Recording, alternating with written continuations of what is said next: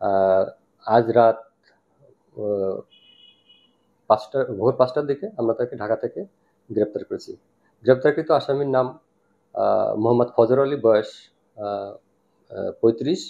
আমরা এই ঘৃণ্য কাজ যারা করেছে, ভিকটিমের ছবি ধারণ করে সোশ্যাল মিডিয়ায় যারা ছড়িয়েছে, তাদের 4জনকে আমরা অ্যারেস্ট করেছি। কুমিল্লার মুরাদনগর থানার রামচন্দ্রপুর গ্রামের প্রবাসীর এক স্ত্রীর অভিযোগ পেয়েছি আমরা। তাকে ধর্ষণের অভিযোগ পেয়েছি। আমরা অভিযোগ পাওয়ার সাথে সাথে আমাদের মুরাদনগর থানা পুলিশ ওই আসামিকে অ্যারেস্ট করার জন্য অভিযান পরিচালনা করে এবং আজ রাত ভোর 5টার দিকে আমরা তাকে ঢাকা থেকে গ্রেপ্তার করেছি।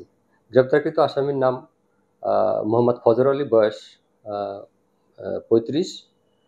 আমরা জানতে পেরেছি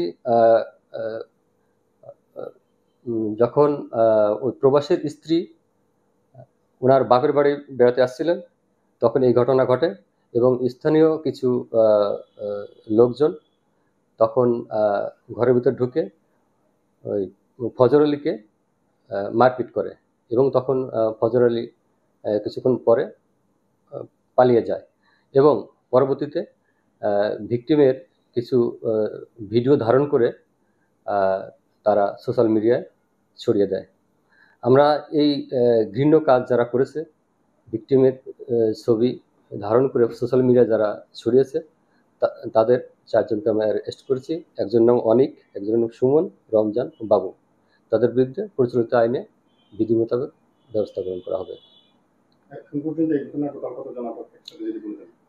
এখন পর্যন্ত এই ঘটনায় মোট 5জনকে গ্রেপ্তার করা হয়েছে এবং এর সাথে যদি আরও কেউ জড়িত থাকে আমরা তাদেরকেও আইনের আওতায় আনবো। এর সাথে কুমিল্লা ডিবি পুলিশ এবং থানা পুলিশ কাজ করছে।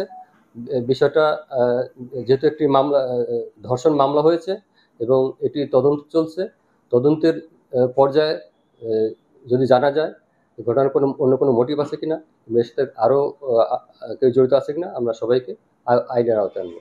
দেশ জুড়ে তোলপাড় ওয়ালটন ফ্রিজ কিনে আপনিও হয়ে যেতে পারেন মিলেনিয়ার। আপনারা জানেন গত 27 তারিখে ভিকটিম নিজে বাদী হয়ে মুরাদনগর থানায় একটি মামলা দায়ের করেছে, ধর্ষণ মামলা, এবং আমরা আরও যে 4জনকে আটক করেছি তারা ওই সামাজিক মাধ্যমে ভিডিও করে ছড়িয়ে দিয়েছে। তা এক্ষেত্রে আমরা তাদের বিরুদ্ধে ডিজিটাল নিরাপত্তা আইনে তাদের বিরুদ্ধে মামলা করার চিন্তা ভাবনা করছি।